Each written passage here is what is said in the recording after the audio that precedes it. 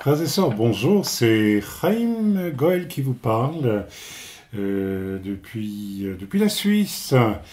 Et j'ai à cœur de commencer l'enregistrement d'une série de petits messages, de nouveaux messages qui seront bien plus brefs que ceux que vous écoutez habituellement sur ce site et qui ont pour but, je pense, de toucher certains sujets qui concernent notre temps, qui concernent la vie spirituelle des croyants, qu'ils soient chrétiens, juifs, messianiques, dans ce temps.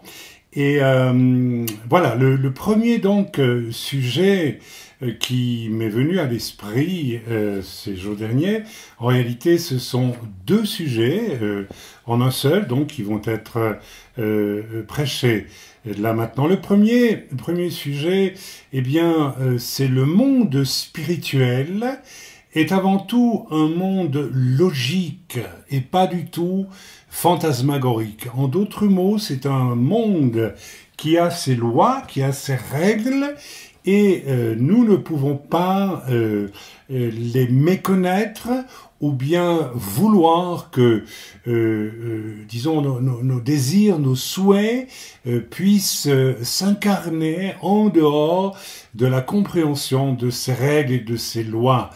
Le monde spirituel est perçu très souvent d'une manière charnelle par beaucoup de croyants comme quelque chose d'étrange ou quelque chose voire de fantasmagorique ou qui relève de l'extraordinaire, parce qu'en réalité le monde spirituel, qui dit spirituel dit esprit, est un monde de l'invisible, qui bien sûr lorsque l'on est peut-être jeune en Christ ou charnel, s'oppose au monde matériel, à celui que l'on voit, à celui que l'on croit voir et comprendre, car je constate de plus en plus que chez pas mal de gens aujourd'hui, les paroles de l'apôtre Paul qui dit que l'on peut percevoir les perfections de Dieu, je dirais la main de Dieu, si j'ose m'exprimer ainsi,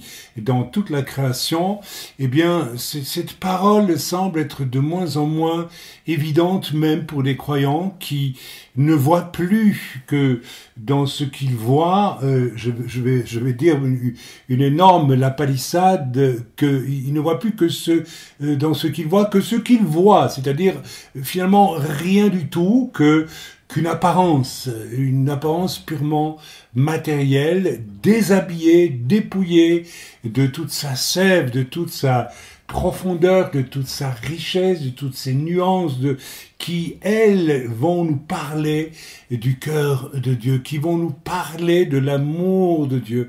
J'ai beaucoup aimé une phrase de l'écrivain Jean d'Ormesson qui, dans son dernier livre, dit ceci: « L'univers, la création, ne tient que par un seul ciment, c'est l'amour. » Alors bien sûr, je ne sais pas s'il parle de l'amour de Dieu ou d'un autre amour, disons une perception panthéiste ou que sais-je. Bref, en tout cas, je suis d'accord avec lui pour dire que l'univers tient parce que il est à base d'une création d'amour.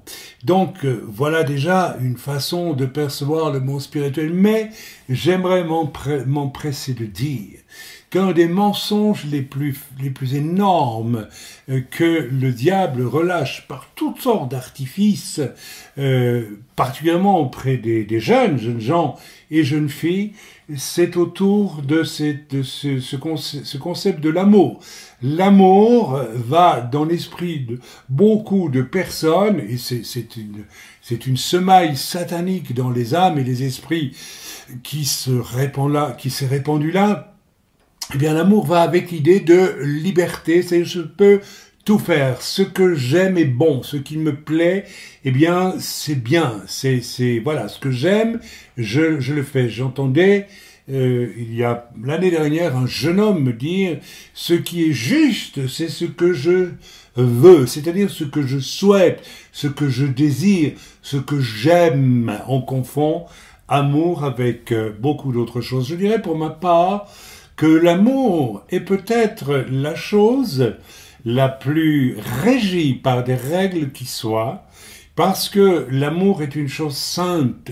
Je parle ici de l'amour à partir du cœur de Dieu et non pas de ce que les hommes en font. Alors, j'aimerais là aussi vraiment souligner la chose parce que aujourd'hui, de toute évidence, au nom de l'amour, on permet absolument toute l'expression de tous les désirs humains. Voilà. Dieu est bon, donc Dieu permet que, donc Dieu est patient, on peut faire ceci, on peut faire cela. On peut coucher avec une jeune fille tout en allant à l'église. C'est ce qui se pratique aujourd'hui dans bien des milieux. Parce que Dieu est bon, Dieu est patient et Dieu n'a pas dit qu'il fallait, n'est-ce pas, se marier avant de coucher avec quelqu'un. Certes, je ne vais pas rentrer dans le détail du sujet ici, vous m'avez compris.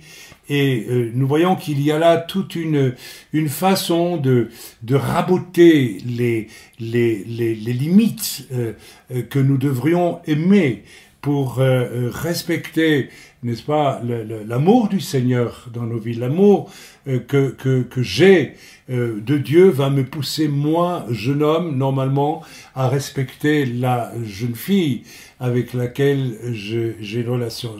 Je n'oublierai jamais, n'est-ce pas, un jeune homme qui a fréquenté une jeune fille en Israël et qui disait que cette jeune fille l'avait énormément apprécié parce que jamais il s'agit d'un de mes fils, il n'avait jamais eu la moindre démarche, n'est-ce pas, pour obtenir ce qu'il estimait ne pouvoir obtenir qu'après être marié. C'était une façon d'aimer Dieu et d'aimer aussi cette personne qui s'est sentie honorée, qui s'est sentie élevée, qui s'est sentie être précieuse, avoir un prix aux yeux du jeune homme du fait que celui-ci ne s'est pas précipité un jour sur elle pour, n'est-ce pas, coucher avec elle.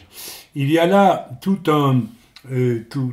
Alors je reviens à mon message de base. Le monde spirituel est avant tout un monde logique, c'est-à-dire avec des lois extrêmement rigoureuses autour desquelles nous ne pouvons pas passer. Je vais donc passer assez rapidement maintenant à la suite de ce message. Un exemple, je crois, qui est fondamental et qui concerne de plus en plus de croyants aujourd'hui, c'est que, oui, certes, Dieu sauve, Dieu est amour, et Dieu a décidé, Dieu a choisi, n'est-ce pas, c'est Richard Wurmbrand, dont je lisais un livre encore ce matin, qui déclare que Dieu souffre d'être séparé de l'humain qu'il a créé. Et il est séparé de l'humain qu'il a créé par le péché de l'humain qu'il a créé et le péché qui éloigne l'humain chaque jour un peu plus de sa présence, n'est-ce pas? C'est toute l'histoire de Caïn qui ne va pas comprendre que Dieu l'aime et qui va s'éloigner de Dieu au lieu de faire quoi? Je l'ai prêché samedi dernier, vous l'avez peut-être entendu. Eh bien, au lieu de se repentir, la repentance commence par la reconnaissance de sa faute et nous voyons que Caïn fait exactement l'inverse. Lorsque Dieu lui dit qu'as-tu fait de ton frère? Eh bien, Caïn répond avec une mauvaise foi absolument abominable. Je ne suis pas, suis-je le gardien de mon frère? Donc c'est une façon invraisemblable de nier et à la limite même de reprocher à son frère d'avoir été obligé de le tuer. Hein, mon cher Abel, je te tue une deuxième fois par mon refus de reconnaître ma faute. Vous savez, c'est quelque chose d'extrêmement grave et aussi qui nous place sur un cheminement logique lorsque je refuse de reconnaître ma faute, que par toutes sortes d'artifices je fuis ma responsabilité, j'oblige presque Dieu. Dieu ne me rejette pas, mais je m'éloigne une deuxième fois de Dieu. Je pêche, je m'éloigne de Dieu parce que Dieu est saint et ne reconnaissant pas ma faute, je m'éloigne d'un pas supplémentaire de Dieu. Et c'est exactement ce qui va arriver à Caïn. Et même à ce moment-là, lorsque Caïn va dire « Mais qu'est-ce qui va m'arriver ?» Parce que ceux que je vais rencontrer au hasard de mes déambulations, hein, puisqu'il va s'éloigner de Dieu, il va aller vers l'Orient, dit l'Écriture, eh bien, Caïn pressent aussi qu'il quitte quand même quelque part la protection de Dieu, et il dit alors à Dieu, mais que va-t-il m'arriver? Et le Seigneur place une marque sur le front de Caïn en disant, celui qui touchera à Caïn, eh bien cette fois Caïn sera vengé. Donc là encore Caïn, s'il avait voulu comprendre, aurait compris que Dieu l'aimait, puisque Dieu va encore manifester quelque part sa protection à l'égard de Caïn, qui la demande. Dieu demande la protection et Dieu va agir. C'est ainsi que j'ai entendu des païens m'avoir dit un jour avoir invoqué le nom de Dieu alors qu'ils vivaient dans le péché de façon évidente, eh bien avoir invoqué le nom du Seigneur, avoir demandé de l'aide à Dieu, Dieu si tu existes, et avoir vu Dieu se manifester. Mais voilà, Caïn ne va même pas comprendre là qu'il peut encore revenir à Dieu. Il suffirait qu'il se jette à genoux, qu'il avoue sa faute, qu'il supplie le Seigneur de lui pardonner. Et Dieu lui aurait pardonné. Amen. Amen, c'est exactement, probablement, ce qui est arrivé à Judas aussi. Dieu sauve mes amis sans repentance. Notre salut ne peut pas se faire, notre salut n'a pas de sens. Ainsi, beaucoup de chrétiens aujourd'hui ont levé la main un jour dans une réunion, ils se disent sauvés, mais ils sont restés comme des avortons au départ, sur une ligne de départ, mais leur salut, eh bien, on n'en perçoit pas, je dirais, la manifestation, on n'en perçoit pas l'expression. Ça n'a pas de volume, ça n'a pas de force, ça n'a pas de présence. Et l'on rencontre beaucoup de croyants comme cela aujourd'hui. Mes amis, sans repentance, pas de salut. Le Seigneur propose le salut, mais le salut n'est possible, n'est actif, n'a vraiment sa force qu'à partir du moment où nous reconnaissons notre faute, car enfin, c'est à la croix de Golgotha que le salut nous est acquis. Car enfin, toute la malédiction qui pèse sur nos péchés a été portée à la croix de Golgotha. Nous ne pouvons pas dire que simplement parce que cela a été porté par Jésus à la croix de Golgotha, nous pouvons dire voilà, je suis sauvé, et puis point final, c'est tout. Non! Il faut une reconnaissance du fait que mon péché a été porté à la croix de Golgotha. Et pour cela, il faut qu'il soit nommé, ce péché. Je ne peux pas me trouver en face de mon péché, neutre et calme, comme si de rien n'était. Le péché est une offense à Dieu. Nous avons tous et nous offensons tous Dieu régulièrement. Il nous faut nous repentir. C'est le point de départ pour une transformation progressive de tout notre être qui s'appelle la nouvelle naissance. Mais combien de nouvelles naissances stagnent aujourd'hui? Combien de nouvelles naissances ne débutent même pas aujourd'hui? Pas de nouvelle naissance s'il n'y a pas à la base de ma vie chrétienne dès le départ. Et ensuite, tous les jours, dans la mesure où c'est nécessaire, là où c'est nécessaire, une véritable et scrupuleuse repentance. Amen. Pas de nouvelle naissance s'il n'y a pas de repentance. Amen. Amen, car cette absence de repentance qui, soit dit en passant, ne diminue en rien la puissance absolue du potentiel de salut en Yeshua. Tout a été accompli à la croix. C'est à nous en saisir. Mais cela passe par la repentance. Cela passe par une abdication de notre orgueil, de notre fierté, de notre paresse, de notre lâcheté. Que sais-je? Pas de progression spirituelle non plus sans repentance. Combien rencontrons-nous de chrétiens aujourd'hui qui n'avancent pas, qui ne vont nulle part, qui ont l'impression de stagner? Bien, frères et sœurs, je vais vous donner un témoignage en quelques instants qui va vous démontrer que cette stagnation, ce manque d'évolution, de progression spirituelle et aussi dans les fêtes, dans les actes, dans l'appel au service, quel qu'il soit, Nous parlerons tantôt un peu du ministère et du service. Dans quelques instants, je vais en parler. Mais ce manque de progression, ce manque d'avancée dans la vie de beaucoup de croyants est toujours à base de refus de repentance.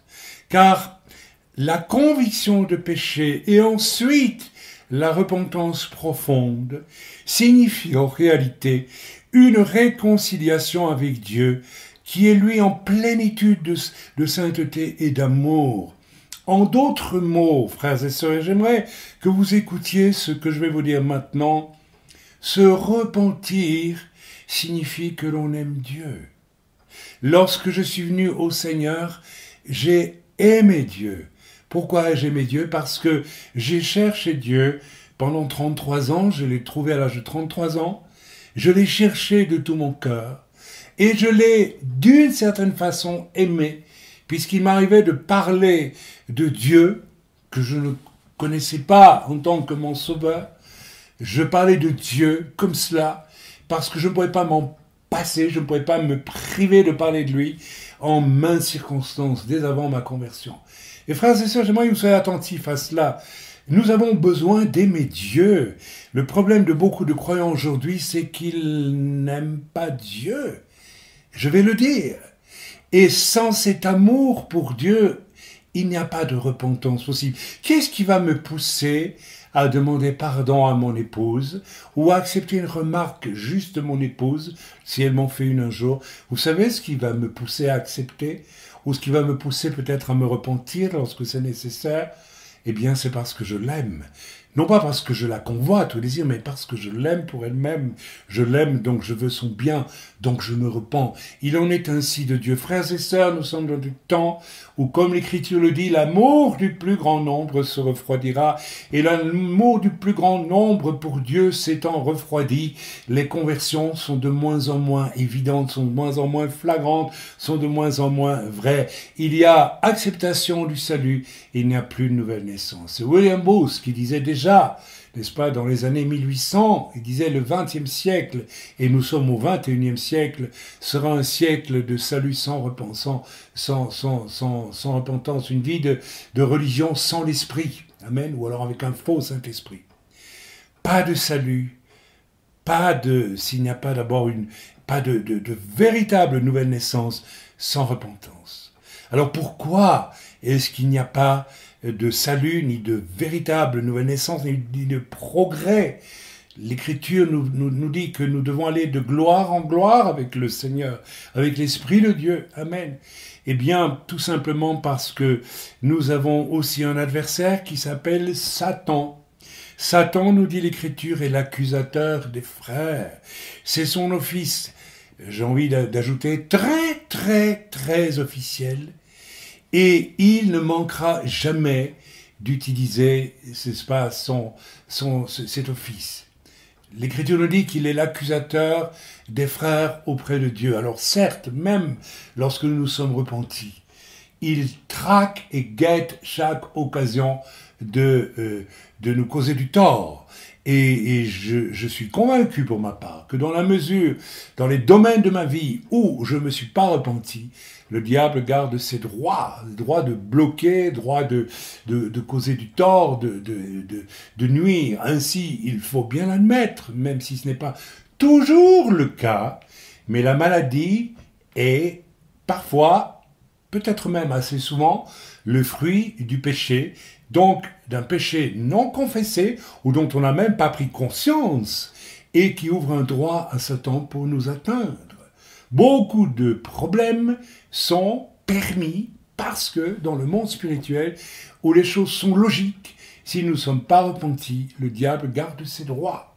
Je réalise ça régulièrement lorsque dans mon office de pasteur, je reçois des gens chez moi qui vivent des tourments et des souffrances absolument inouïes et épouvantables quelquefois, alors qu'ils ont accepté le Seigneur comme leur sauveur depuis 10, 20, 30 ans parfois.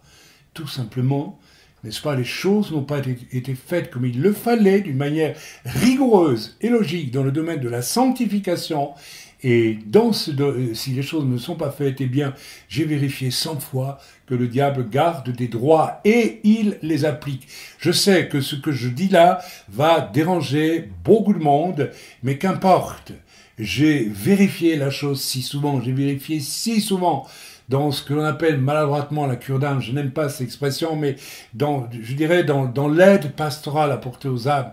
Dès que j'ai amené des gens à se repentir de telle et telle chose qui est dévoilée par l'Esprit Saint et qui n'a pas été confessée, eh bien, il y a un changement notoire qui instantanément apparaît dans la vie des individus. Je pourrais vous aligner ici des dizaines et des centaines de témoignages dans ce sens. Frères et sœurs, le monde spirituel n'est pas un monde fantasmagorique, n'est pas un monde mou, un monde parce qu'il est invisible, eh bien, nous ne devons guère nous en préoccuper. Non, frères et sœurs, le monde spirituel a ses règles et ses lois et nous ne pouvons pas les méconnaître si nous les méconnaissons. Et l'Écriture dit, faute de connaissance, mon peuple périt. Frères et sœurs, la méconnaissance des lois de Dieu m'apparaît de plus en plus évidente après 30 ans de ministère et de conseil spirituel. La grande majorité des chrétiens, parce qu'ils ne lisent pas la Bible, parce qu'ils ne vivent pas ils ne vivent pas à fond avec le Seigneur comme il faut le faire dès le départ, parce que leur nouvelle naissance n'est pas à base de repentance, eh bien, ils entrent dans un univers de méconnaissance des lois de Dieu. Et ils souhaitent confusément que les lois de Dieu soient molles, alors qu'elles ne le sont pas. Rappelez-vous ce tableau de Salvador Dali, n'est-ce pas, tableau que je n'aime pas tellement, pas du tout même, où l'on voit des montres molles, n'est-ce pas? C'est un peu à l'image de la conscience de beaucoup de croyants aujourd'hui. Les montres sont molles, ça ira toujours, c'est pas grave, Dieu fait grâce, que sais-je d'autre. En tant que conseiller spirituel, en tant que pasteur, dans mon office pastoral, j'ai toujours, je viens de le dire, vérifié que la plupart des problèmes des gens, pour ne pas dire tous les problèmes des croyants, sont en grande partie issus d'une absence de repentance. Au départ de toute décision, Yeshua, il faut, frères et sœurs, absolument que nous ayons ce désir d'aimer Dieu. Et aimer Dieu signifie aussi que je vais m'atomiser en quelque sorte, je vais me laisser me détruire dans ma nature pécheresse en face de sa sainteté. Que ne fait pas un homme ou que ne fait pas une jeune femme lorsqu'il ou elle sont amoureux, n'est-ce pas, d'une personne du sexe opposé. Nous avons vu des gens, comme le chantait Edith Piaf, je renierai ma patrie, je ne renierai ma famille, si tu me le demandais. Pour une histoire d'amour humaine, nous serions prêts à tout. Eh bien, frères et sœurs, d'une certaine façon, si vous permettez que j'utilise cet artifice de comparaison, pour Dieu aussi, nous devons avoir cet amour absolu qui fait que nous sommes prêts à renoncer à tout pour lui. Et la première des choses est que, souhaitant renoncer à tout ce qui peut déplaire à Dieu, eh bien, nous atomisons, nous détruisons, nous incendions, nous laissons l'Esprit de Dieu incendier, nous montrer avec une profonde ardeur, une puissante ardeur, là où ce qui, dans notre vie, ce qui peut déplaire à Dieu. En d'autres mots, plus je m'approche de Dieu parce que je l'aime, plus sa sainteté et sa présence va m'obliger à une profonde... D'abord, c'est très intéressant, en tout cas c'est ce que j'ai vécu, prise de conscience de son amour, mais aussi une prise de conscience de ce qui doit être absolument détruit dans ma vie. Je vais vous donner à présent un court témoignage d'une femme qui est venue me trouver voici bien des années alors que je prêchais dans la région de Nice en France. Et le Seigneur m'utilise très souvent pour des entretiens particuliers, etc., etc., etc. Lorsque dans certaines réunions il y a eu des paroles de connaissance, des prophéties, des guérisons, des miracles, et donc des gens demandent en confiance un entretien. Je me rappellerai toujours de cette femme qui est venue me voir et qui avait un visage qui ne reflétait absolument pas du tout comment veux-je dire, la joie du Seigneur, la paix du Seigneur. J'avais une conviction en l'écoutant qu'elle avait effectivement accepté un jour Jésus comme son sauveur, mais je me questionnais alors, en regardant ce visage, sur le malaise que je ressentais. Elle me paraissait plus vieille que son âge, elle me paraissait porter tous les malheurs de la terre sur son visage. Et son visage, sa peau même, me paraissait épaisse et ridée comme un cuir. Il y avait quelque chose de gris et de dur autour de cette personne. Et cependant, je savais qu'elle avait accepté le Seigneur. J'en avais la conviction intérieure lorsque je priais. Et cette femme est venue me parler de 20 années de sa vie. Elle avait eu à cœur de démarrer des œuvres missionnaires, deux œuvres missionnaires, pour lesquelles même elle avait récolté des sommes d'argent assez considérables. Ça se chiffrait par millions, voire dizaines de millions.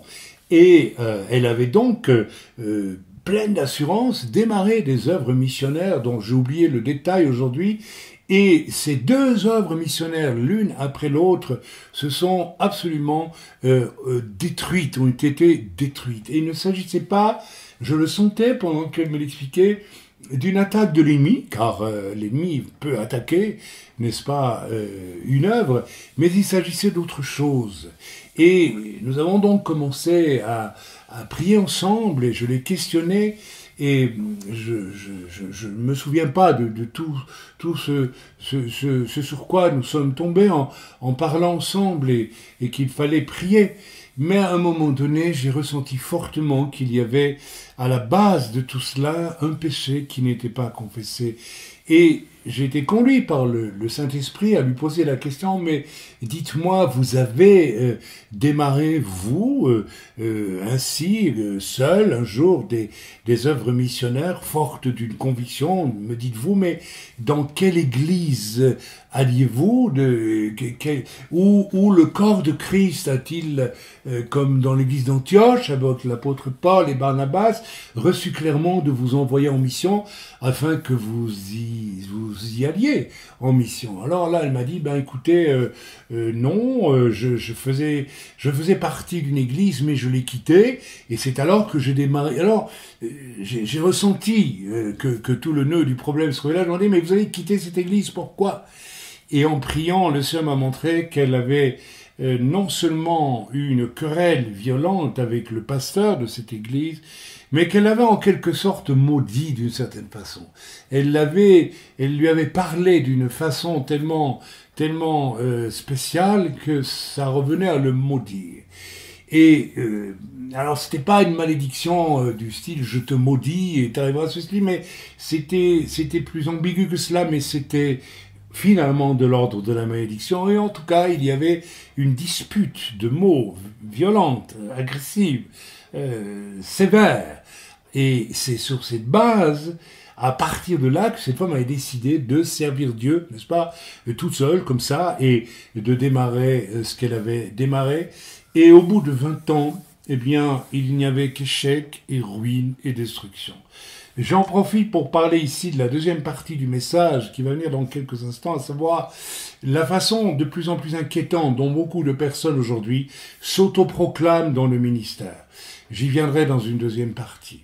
Alors j'ai dit à cette dame, écoutez, vous avez conscience à présent des mauvaises bases sur lesquelles vous avez construit 20 ans, 25 ans, c'était 25 ans et peut-être même 28, si je me rappelle bien maintenant, en tout cas entre 25 et 28 ans, quelque chose comme ça, de votre existence ont été construits sur du vent, n'est-ce pas, non pas, et j'ai perçu alors que le diable avait même pu, parce que le diable utilisera tous ses droits à partir du moment où vous péchez en vous querellant violemment avec autrui et que vous ne vous repentez pas, que vous n'essayez pas de rétablir les choses là où vous avez eu tort, eh bien le diable viendra bien sûr. Et qu'est-ce que vous croyez? Dieu vous laissera faire. Mais le diable viendra et il utilisera ses droits parce que vous êtes dans le péché. Et ces droits seront de vous berner, par exemple. Et cette femme, en fait, avait reçu des millions Et ces millions, eh bien, ne venaient pas du Seigneur. Et cette femme avait reçu disait-elle, une vision pour servir le Seigneur. Eh bien, cette vision ne venait absolument pas du Seigneur. Et au bout de 25, 28 ans, elle était là, dans un désastre absolu, qui démontrait que tout cela ne venait pas de Dieu. Frères et sœurs, quelle catastrophe, quel gaspillage, quel ridicule échec. Tout cela parce que l'on a méprisé les lois les plus logiques, les plus élémentaires du monde spirituel. Ce qui est péché, péché. Ce qui est péché, repenti et pardonné. Si nous restons dans le péché, le diable utilise ses droits. Si nous éloignons du péché par la repentance, la réparation et par la nouvelle naissance qui s'ensuit et que nous entrons dans les œuvres du Seigneur, eh bien nous allons pratiquer non pas nos œuvres à nous, mais les œuvres du Seigneur. Beaucoup de chrétiens pratiquent leurs propres œuvres qui ne sont pas les œuvres du Seigneur. J'en vois des exemples régulièrement. Amen. Et j'aimerais que nous soyons attentifs à cela. Finalement, j'ai proposé à cette sœur, je dis, ma sœur, il faut que vous retourniez voir le pasteur en question, que vous avez maudit en quelque sorte il y a 20, 25 ans, et que vous lui demandiez pardon. Il faut repartir là où vous avez laissé les choses, où vous avez méprisé les lois du monde spirituel. Et elle m'a dit, écoutez, je n'oserai jamais, parce que elle prenait conscience de l'horreur de ce qu'elle avait vécu, qu'elle avait camouflé, qu'elle avait mis de côté en se disant, mais Dieu m'utilisera de toute façon, et je vous ai déjà raconté la suite.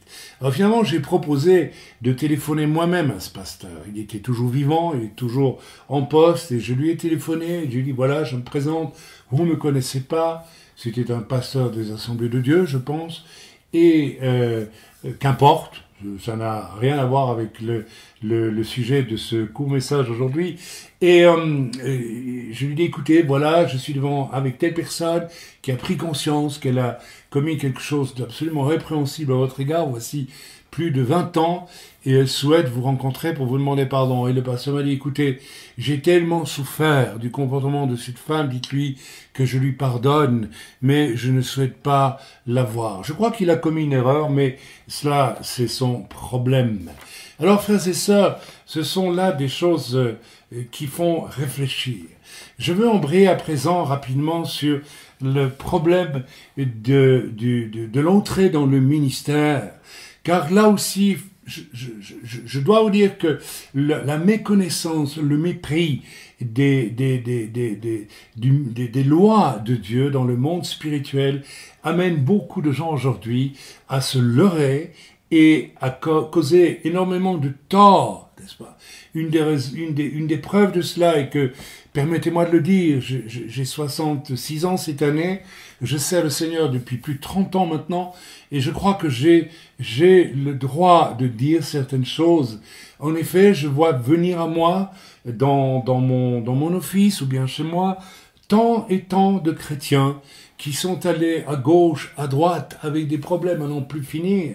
Je pense à cette personne qui me disait il y a peut-être 2 semaines d'ici, qui me disait voilà, j'ai un mari schizophrène, j'ai un mari à problème, il a accepté le Seigneur, mais à présent nous sommes séparés et je pense même qu'ils sont divorcés. Mais à l'époque, je suis allé trouver mon pasteur et je lui ai dit, nous avons des problèmes de couple sérieux, est-ce que vous pouvez nous aider? Et le pasteur lui a répondu, ma chère sœur, nous ne sommes pas équipés pour nous occuper des couples.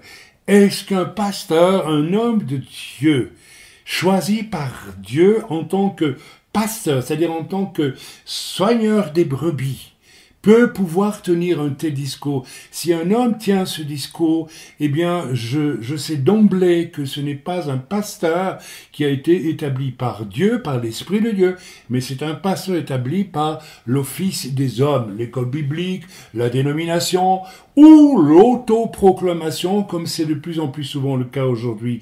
Et dans le domaine de l'autoproclamation, et dans le domaine de ce besoin de se forger une destinée en étant serviteur de Dieu, j'ai connu, n'est-ce pas, des pasteurs, des jeunes pasteurs et des moins jeunes d'ailleurs, qui ayant en quelque sorte un compte à régler, parfois avec leur papa, qui les a trop méprisés, ayant un compte à régler avec la vie parce qu'ils n'ont rien réussi de bien extraordinaire, n'est-ce pas, éprouvent un besoin féroce de réussir dans le ministère et tombent dans l'autoproclamation et cause des dégâts considérables. Je me souviendrai toujours d'une sœur qui fréquentait notre église en Belgique et qui causait d'énormes problèmes et qui voulait absolument que nous, en quelque sorte, nous lui annoncions une solution par rapport à un problème de couple, encore une fois, où nous ne pouvions pas, n'est-ce pas, abonder dans le sens où allait cette personne, parce que de toute évidence, tout était passion charnelle, tout était désir humain, il n'y avait aucune soumission à l'Esprit de Dieu dans la démarche de cette femme. Et nous avons résisté à cette femme pendant des années. Et cette femme nous a accompagnés dans le midi un jour, dans l'assemblée de ce fameux pasteur qui m'invitait à prêcher.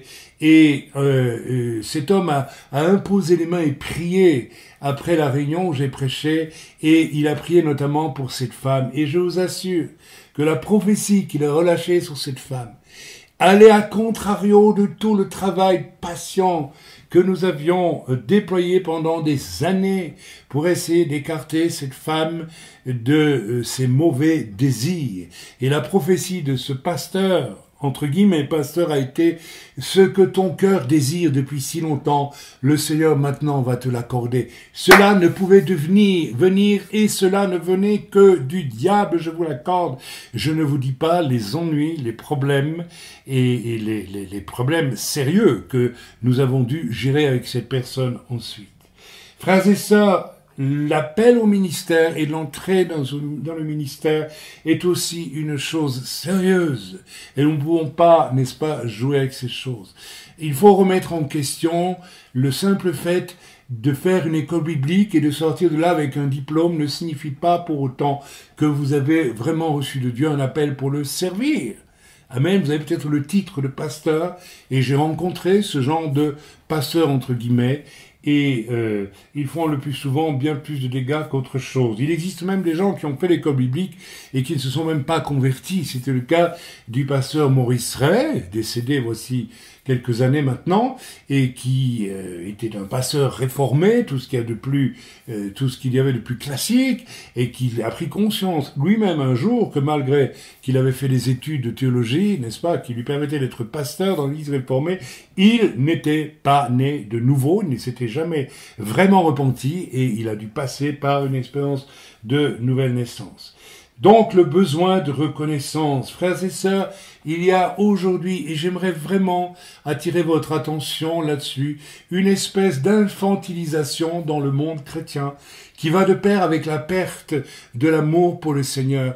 Quand nous avons de l'amour, un amour brûlant pour le Seigneur, nous prenons aussi conscience du Seigneur que nous avons. Et à partir de là, n'est-ce pas, les choses revêtent un aspect de sérieux, un aspect de gravité qui va avec ce qu'est Dieu, n'est-ce pas?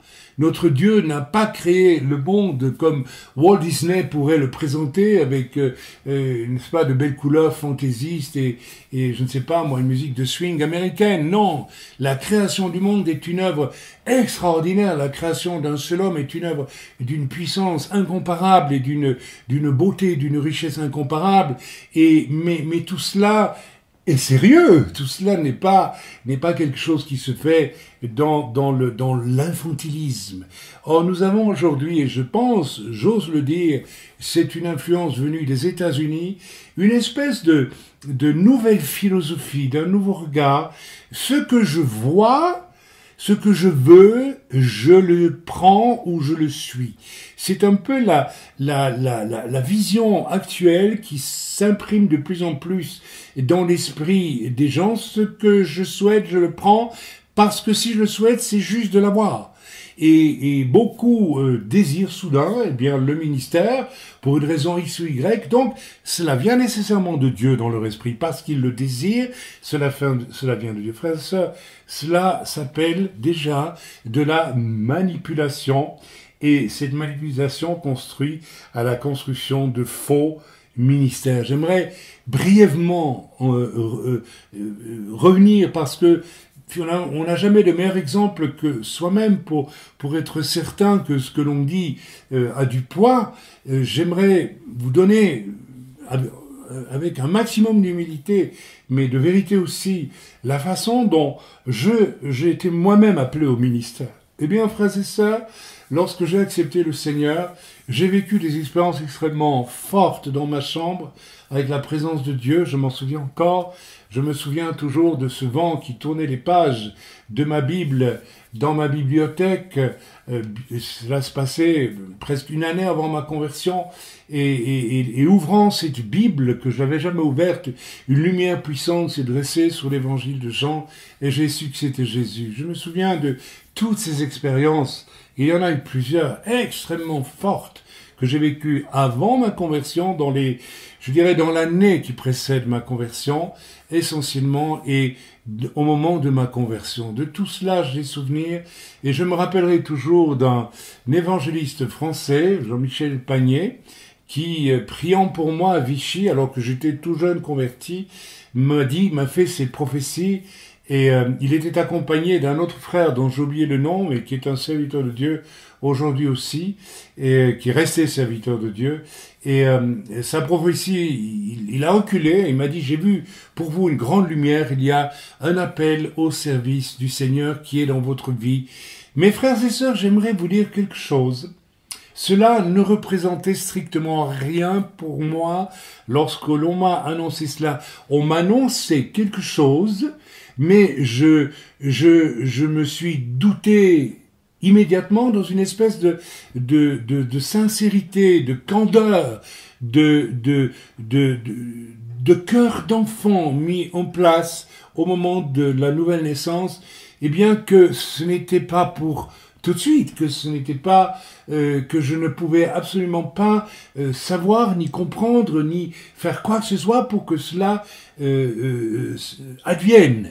Donc j'ai accepté la chose, je dirais comme un enfant qui reçoit un cadeau de ses parents pour son, je sais pas, son 5e anniversaire. Il reçoit une belle voiture, il est émerveillé. C'est ainsi en tout cas moi que je vivais les choses quand on me faisait un cadeau. J'étais plus émerveillé du fait que l'on me fit un cadeau que du fait d'avoir un cadeau. C'était plus important pour moi que l'on me fasse un cadeau que le cadeau en lui-même. D'ailleurs, je cassais tous mes jouets, m'ont dit mes parents, parce que je n'y accordais aucune importance en soi. Il y a là une vérité dont j'aimerais que nous puissions avoir conscience aujourd'hui. Et lorsque j'ai commencé par amour pour le Seigneur, à agir pour le Seigneur, à faire pour le Seigneur, je me souviens, eh bien, avec mon épouse, voilà, nous avions le désir d'aimer Dieu. Voilà, nous aimions Dieu. Donc aimer quelqu'un, eh bien, c'est se mettre à son service. Mais il n'y avait aucune idée de ministère. D'ailleurs, je n'ai jamais pensé, et je n'ai jamais en 30 ans eu ce sentiment qu'il me fallait revendiquer ou même clamer, proclamer le ministère. J'ai toujours vécu dans une espèce de retrait par rapport à cela, et j'ai vérifié que c'était le corps de Christ qui, au fil des années, me déclarait, me faisait savoir, priait par prophétie, des serviteurs de Dieu, etc., etc. L'Église, en quelque sorte, me déclarait, voilà, telle chose et telle chose advient et est manifestée dans l'évolution de ton ministère. Finalement, les choses se sont passées pour moi exactement comme nous le voyons pour Paul et Barnabas en Antioche.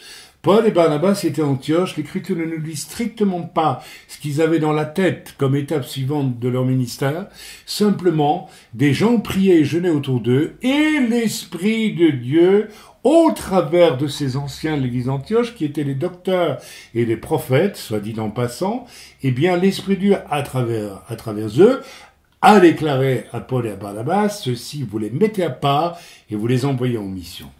Alors je me souviens que eh bien oui, je pratiquais le plus possible ce qui était à ma portée, par amour pour le Seigneur.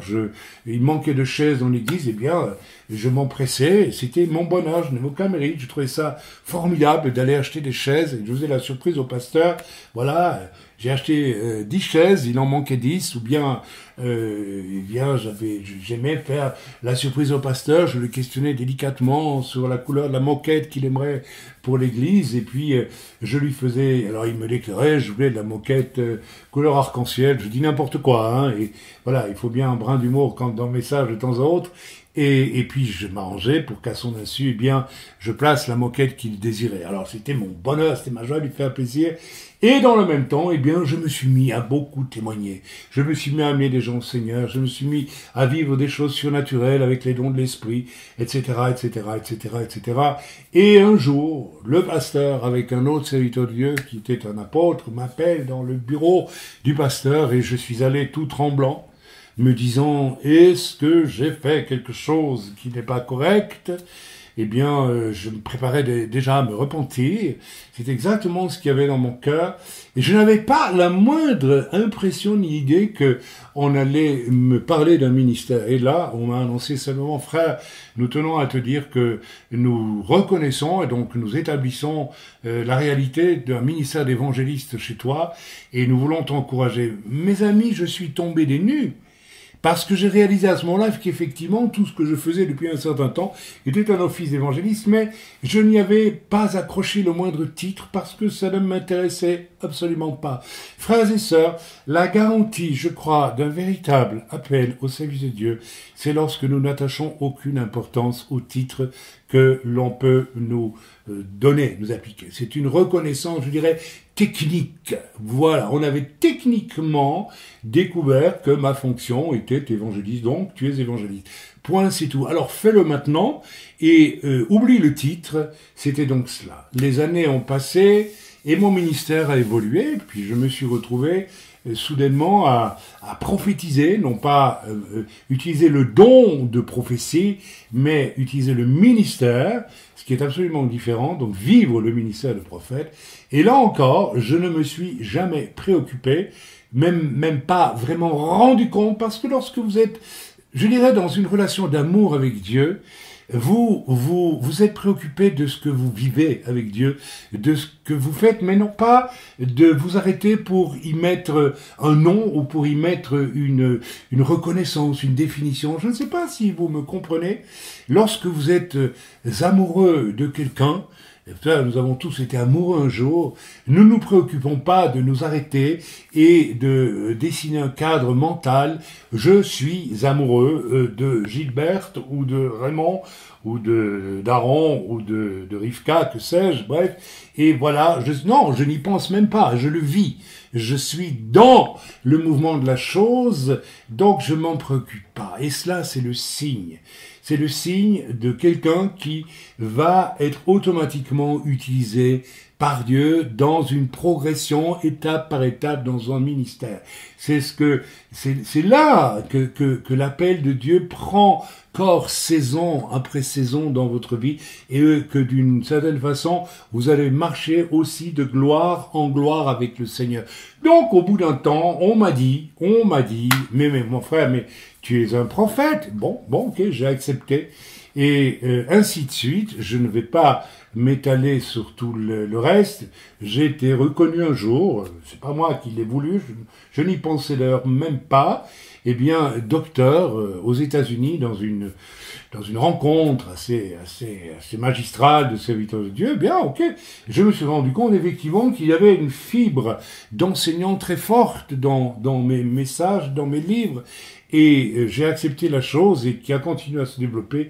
Et au final, voyageant en Afrique, voyageant en plusieurs parties du monde, il y a déjà pas mal d'années, et puis participant à une rencontre qui s'appelait d'hommes de bonne volonté, que j'avais mise au point, n'est-ce pas, en France, eh bien, des ministères ont discerné et reconnu en moi un ministère apostolique. Mais à chaque fois, je dois admettre, je dois vous déclarer que je ne m'y attendais pas, je n'avais pas voilà. Fondamentalement, au départ, il n'y avait pas du tout cette préoccupation. Donc, frères et sœurs, j'aimerais vraiment clore, n'est-ce pas, le sujet.